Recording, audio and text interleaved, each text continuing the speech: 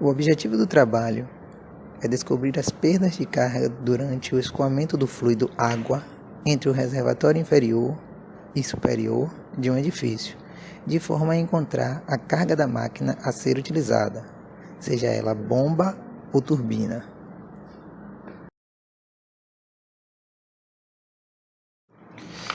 O exemplo prático desse tema abordado é o abastecimento de água de residências e edifícios.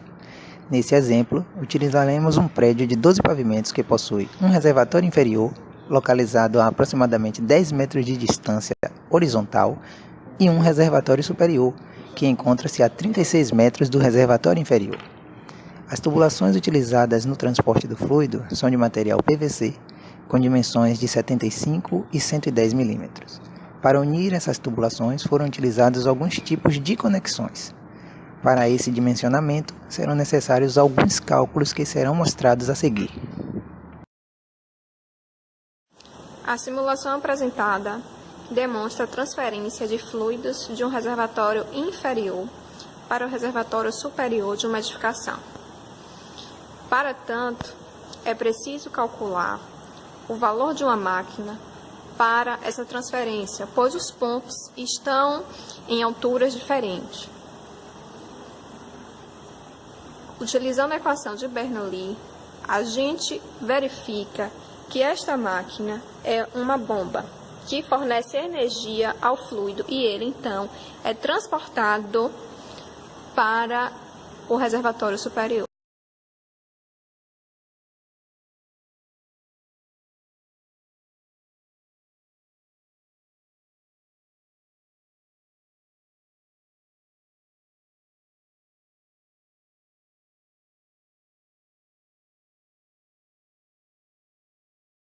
Para o dimensionamento dos reservatórios, consideramos que há 5 pessoas por apartamento.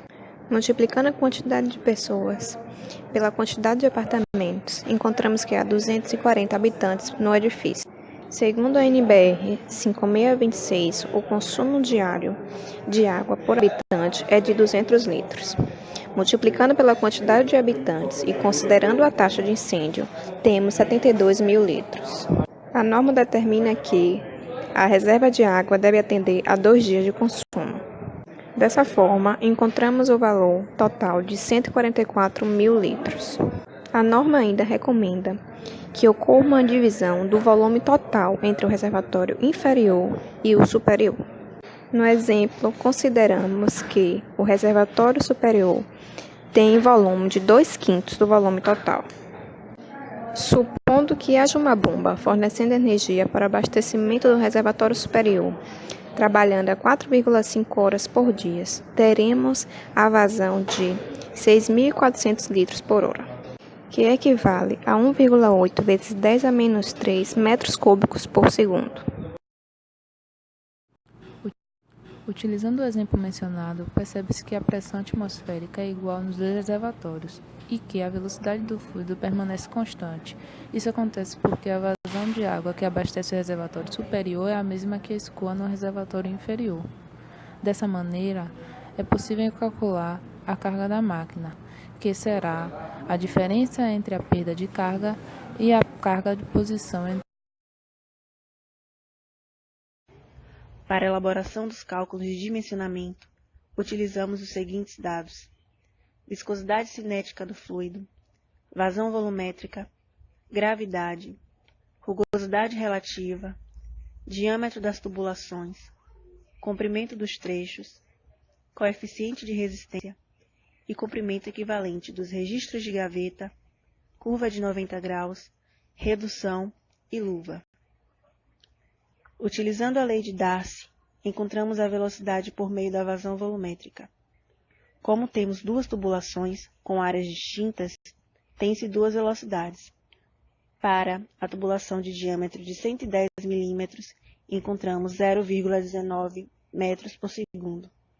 E para a tubulação de 75 mm, encontramos 0,41 metros por segundo. Com as velocidades encontradas, a viscosidade do fluido, que no nosso caso é água, e os diâmetros das tubulações, calculamos o número de Reynolds. Para a tubulação de 110 mm, encontramos 2 vezes 10 à quarta. E para a tubulação de 75 mm, encontramos 3 vezes 10 à quarta. Podemos também classificar nosso escoamento como turbulento.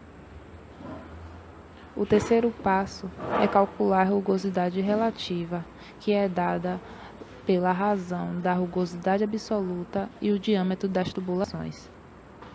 Para o tubo de 110 mm, encontramos 4,5 vezes 10 a menos 5. E para o tubo de 75 mm, encontramos 6,7 vezes 10 a menos 5. Com o número de Reynolds e a rugosidade relativa, determinamos o fator de atrito através do diagrama de Moody, que para a tubulação de 110 mm encontramos o valor de 0,026 e para a tubulação de 75 mm encontramos 0,024. O sistema é calculado através das perdas de carga distribuídas e localizadas. A perda de carga distribuída é aquela ao longo da tubulação e depende do contato entre o fluido e o material. Já localizadas são aquelas encontradas nos pontos de conexões. A perda distribuída pode então ser encontrada pela fórmula fator de atrito vezes o comprimento sobre o diâmetro vezes a velocidade ao quadrado sobre 2 vezes a gravidade. Para a tubulação de 110 mm, foi encontrada a perda de carga de 4,35 vezes 10 a menos 3 metros. E para a tubulação de 75 mm foi encontrado 0,01 metros, totalizando uma perda distribuída de 14,35 vezes 10 a menos 3 metros.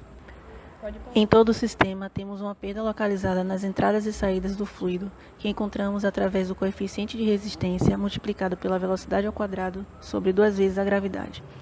Na entrada, encontramos uma perda localizada de 1,41 vezes 10 a menos 3 metros e na saída de 8,41 vezes 10 a menos 3 metros.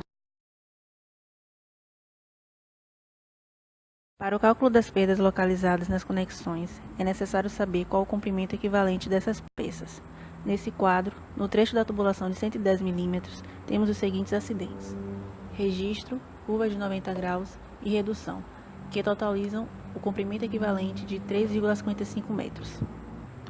Já na tubulação de 75 mm, temos os seguintes acidentes: luva-união e curva de 90 graus, que tem um somatório de comprimento equivalente de 2 metros. Encontrando-se assim uma perda localizada para a tubulação de 110 mm de 1,51 vezes 10 a menos 3 metros e para a tubulação de 75 mm de 5,38 vezes 10 a menos 3 metros, totalizando uma perda localizada de 16,71 vezes 10 a menos 3 metros. A perda total do sistema é o somatório da perda distribuída com a perda localizada, que foi encontrado 31,06 vezes 10 a menos 3 metros. Por fim, de posse dos resultados obtidos, podemos então calcular a carga da máquina através da perda de carga total do sistema, menos a diferença de carga de posição, que é igual a 33,03 metros, chegando assim no objetivo principal do trabalho. Making off da nossa, Mirella pode aparecer. Tamo junto. Aqui é o making off. Ó, a professora, a montagem aqui, lá a cola aqui, ó. Beijinho. Participe. Não é de graça não. Não é de graça não, professora. Ó, professora, nosso prédio não caiu.